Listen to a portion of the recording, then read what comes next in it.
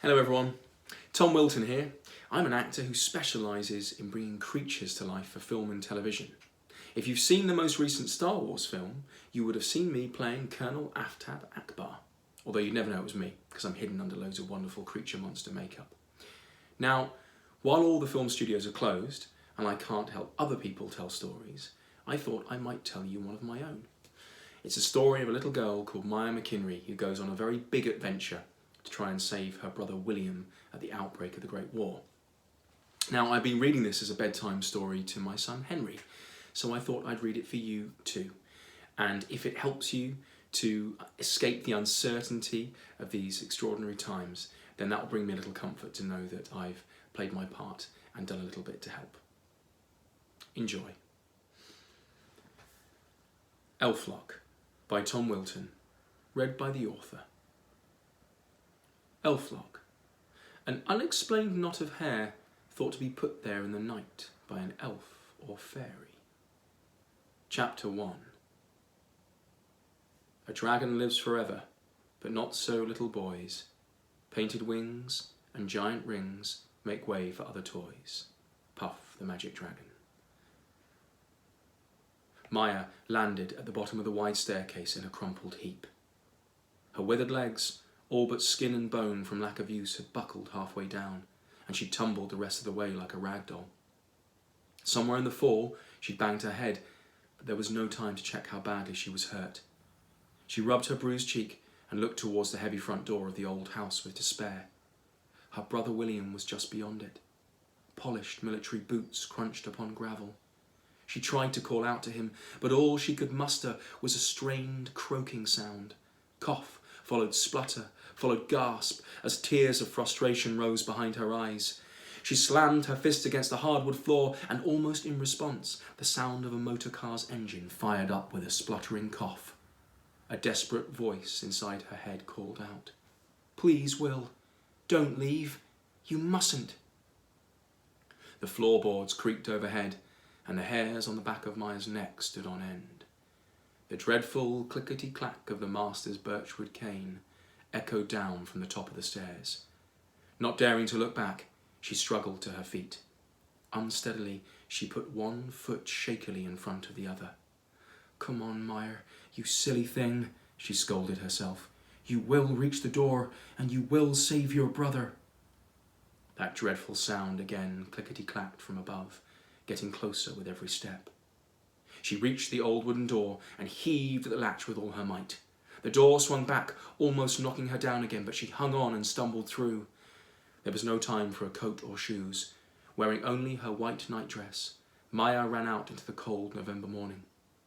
The bright light flooded her vision, and for a moment she was blind, but she shook back her sight and gritted her teeth.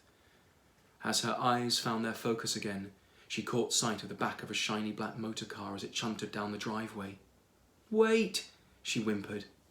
The sharp gravel clawed at the bottom of her soft feet, but she stumbled on. His life was in her hands. She'd seen it all in her dreams. His visit, his soft, sad voice telling her that he was going away to fight and not to worry, and the promise of his return, and then the trudge of regulation boots and the smell of mustard gas and the deafening sound of the mighty guns as shell upon shell landed on her brother's battalion, blowing them all to smithereens. To hell with fighting their silly grown-up war. The army could take someone else's brother, thank you very much. But the one thing she hadn't dreamt was this strange awakening, and her legs suddenly working, and her feet pounding the gravel, and the sun in her eyes and hope swelling in her heart. In her dream, she'd lain helpless in her bed as the words had tumbled from his mouth, but now, by some strange miracle, she was awake and moving, and although she couldn't explain it, she knew without a shadow of a doubt why. She was his only hope. But the further down the driveway the motor car travelled, the more that tiny flame of hope that burnt inside her flickered and bent as if some great dark force was leaning against it. An indomitable scream rose from within her, pushing back the darkness, and she pounded the gravel with all her might. As she reached the end of the driveway, her heart nearly burst as she watched the car disappear down the lane and out of sight. But still, she didn't lose hope. She followed as fast as she could, and at one point the car slowed, and it looked like she might catch it, but then suddenly it took off again. When she reached the cottage by the entrance to the coombe, her legs finally gave way, and she crashed to her knees. She'd failed. He was gone. She sucked in short lungfuls of cold air, and her chest burned. Tears streamed down her cheeks, and she sobbed. He was really gone, and now she would never see him again. She turned her tear-streaked face back towards the old house. She wondered how long it would be before they discovered she was missing. She imagined their surprised faces when they discovered her empty bed, and it brought her a little comfort. Perhaps they would think she'd been stolen away. God only knew she'd imagined it with all her heart more times than she cared to remember. She stared down the lane towards the village at the bottom and shook her head. She couldn't hide there. That was no plan. Other children had made it that far, but they all got caught and came back, kicking and screaming and fighting every step. She stared down the overgrown path next to the cottage and drew in a deep breath. She was going to have to take her chances in the coombe. Amongst the gnarled trees and cracked rock, she'd find somewhere to hide. She'd make it her new home. Nothing could be worse than the old house. She'd live in the coombe like a feral beast and transform herself into a creature of branch and mud, an eater of moss and beetles, a wild, wild thing to be feared even more than the folk tales that swirled around the dense lichen-clad trees. The ghost stories didn't scare her. Every child had heard them, but her grandfather, the only grown-up with a pure heart, had told her the real truth. Once upon a time, a boy had gone missing. The townsfolk said he'd probably fallen from a tall rock and bashed out his brains, but no body was ever recovered. And then the rumour started that he'd been taken by monsters, and all the parents took to using this cautionary tale of the little lost boy in the goblin's coombe to stop their loved ones from wandering too far from the path. But there was no such thing as goblins or monsters. Maya knew the real truth. Grown-ups were the real monsters, and they'd invented these stories to confuse children.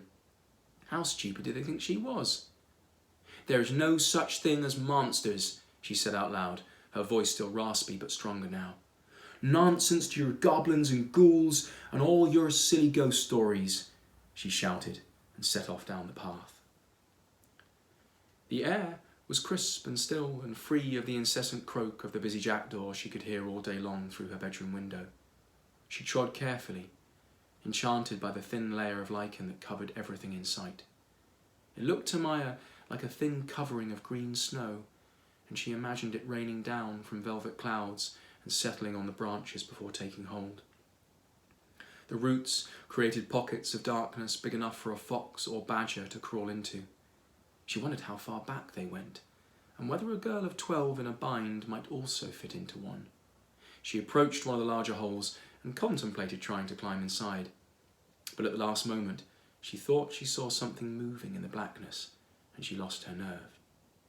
With a little shudder, she stepped back and hurried further into the gorge with its steep high banks and exposed roots. It wasn't long before the hard path gave way.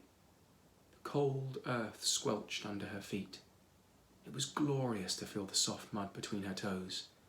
She looked down at the thick brown sludge and smiled. It was the first time she'd smiled in a very long time. She squelched her feet again, and then faster and faster until she was jumping up and down. Her smile gave way to a giggle, and then she squealed with delight as huge clumps of sloppy mud flew up into the air, splattering her nightdress. She was free of the old house, and it was an exquisite feeling. Maya was so busy laughing and squelching that she almost didn't see the dragon.